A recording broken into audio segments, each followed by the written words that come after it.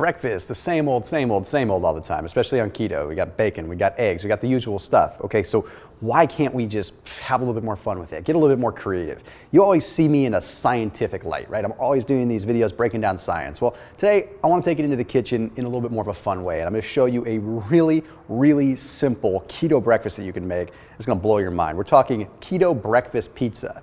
But there's a specific order of operations you've got to follow in order to make this thing work. You can make it into a panini or you can leave it as a pizza. So let's go ahead and let's dive right in. I'm going to break down how to make it and I'm going to give you the nitty-gritty fun facts surrounding the science and the physiology as well. You're tuned in to the internet's leading performance, nutrition, and fat loss channel. New videos every single Tuesday, Friday, and Sunday at 7 a.m. Pacific time, and a bunch of other videos throughout the week as well. Go ahead and hit that subscribe button if you haven't already, and then please hit that bell icon because that's going to allow you to get notifications whenever I go live or just whenever I post a new video, which is almost every single day these days. All right, let's get right into cooking. So the first thing that I've got is I've got 3 organic cage-free eggs.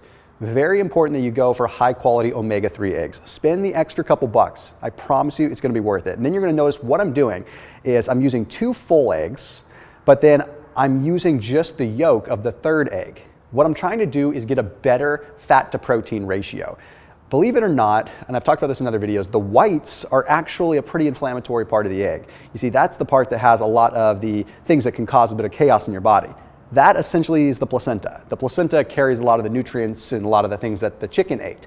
The yolk is just the fat and pretty much protein. So let's get more of the yolk. So go ahead and scramble this up. Now when we scramble it up, we want to make sure that we're scrambling it as finely as we possibly can. We're not trying to leave big chunks because eventually we're going to lay this over the pizza. So we want to make sure that we're kind of chopping it up as we scramble it. Now what I've used to cook the eggs in is actually Bison Tallow. You don't have to use this. You can use coconut oil. You can use butter if you really want to. I prefer tallow because it gives a well-rounded flavor, but also talk about a good quality fat. And Bison Tallow is super high quality when it comes down to the omega-3 profile because bison is not, it has a specific regulation by the government where it has to be fed grass. It can't be fed grain and soy and things like that. So just a safe bet.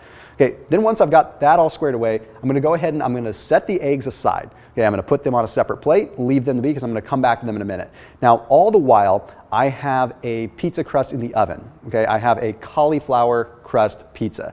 Big fans of these guys. You've seen me all over Facebook because I'm on their advisory board. So Cauliflower Foods has a great plant-based crust that doesn't have dairy and doesn't have any inflammatory ingredients. It's really simple. We're talking cauliflower, we're talking a couple other basic ingredients like some almonds and some herbs, super simple stuff. So the reason I want that is the estrogen modulation. First thing in the morning, I don't want a bunch of grains. I don't want a ton of almond flour. I don't want a ton of cheese. So if you guys are interested, there is a link down below if you want to get these crusts. And I'll link out and explain a little bit more as we go, but the special discount down in the description. Okay, so once I pop that in the oven, I'm going to let that sit in the oven for about, 15 minutes, and we'll get to that in a second. But in the meantime, I'm going to go ahead and put some bacon in a pan. You can use turkey bacon, you can use regular bacon, you can use thinner slices of pork belly if you really wanted to make it thick, but I recommend trying to go as thin as possible because you're going to need it so the pizza doesn't end up too heavy later on. You want to cook it enough so that it's of course cooked, but then you want it to still be flexible because eventually what we're going to do is we're going to weave it onto the pizza. So let it still be flexible and just be careful with the kind of bacon that you pick. Get one that doesn't have a bunch of preservatives and stuff in it. So then once I've got the bacon totally cooked up, I'm going to put that aside. Okay, then I'm going to go ahead and I'm going to grab the cauliflower crust out of the oven. Okay, now you want to get it as crispy as you possibly can simply because, again, we're going to cut it. We want it to be sturdy. Okay, then what we're going to do is we're going to go ahead and we're going to take some almond cheese. I recommend almond cream cheese. Like Kite Hill's got a really good one. You're going to spread that on just a couple of tablespoons, spread it on the pizza, and you want a thin layer of this. You want it to kind of melt a little bit, and then you're going to take a different kind of almond cheese, some kind of vegan cheese that's shredded, and you're going to mix that into it a little bit more. So this is going to give it a little bit more consistency and give it just a nice gooiness without just having it be complete cream cheese. Then you want to go ahead and you want to take your eggs that you already cooked up. I recommend chopping them up a little bit more after they've already cooled down a little bit so they're easy to chop. So go ahead and use a knife, chop them up a little bit, get them as fine as you can, and then you're going to sprinkle that and layer it down on the crust. When you layer it down on the crust, you want it to kind of mix in with the cheese. Okay, you're looking to just as flat as possible. Okay. Now, an optional thing, if you wanted to, you can go ahead and add some pico de gallo. This is totally optional, a little bit of salsa here and there. Just adds a little bit of flavor and a little bit of depth if you like that. Now, the fun part. Okay, we take the bacon and we actually start weaving it onto the pizza.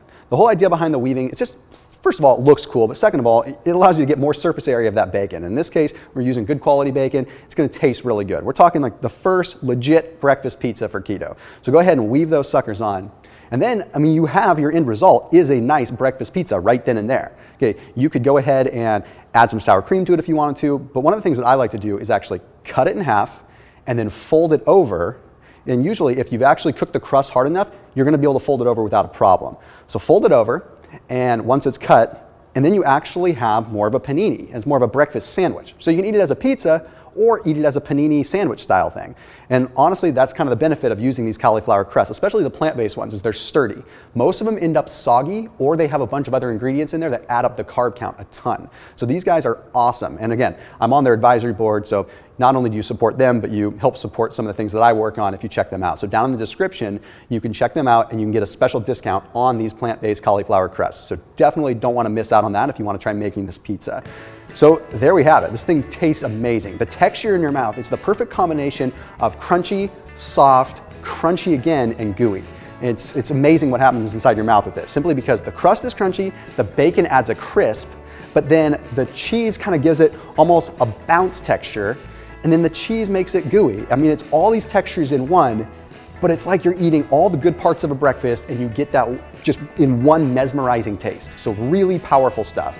So this is what we want to do. This is how we want to be launching our day off when we're starting a ketogenic diet or just having some fun with it. If you like videos like this and you like these recipe style videos, please post down in the comment section. I'm happy to do more like this. And again, big thanks again to Cauliflower Foods, and make sure you check them out down in the description. See y'all in the next video.